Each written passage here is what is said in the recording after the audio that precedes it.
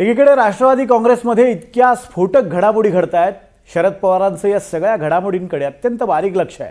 शरद पवारच पटावरच्या बऱ्याच सोंगट्या हलवत आहेत की काय अशी चर्चा सुद्धा सुरू आहे. तर असे हे शरद पवार आज बारामतीत होते.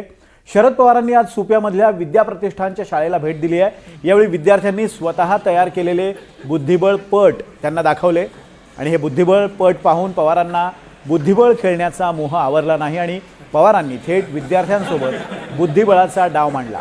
पवारांनी बुद्धिबळा पटावरच्या या सोंगट्यांना हात घालत थेट समोरच्याचा वजीर उडवला. तसं पाहता हा अगदीच विद्यार्थ्यांसोबतचा खेळ होता. पण सध्याच्या घडामोडी पाहता शरद पवारांनी आपण बुद्धिबळाच्या खेळातले मुरब्बी खेळाडू असल्याचं पुन्हा एकदा दाखवून दिलंय का अशी चर्चा रंगते.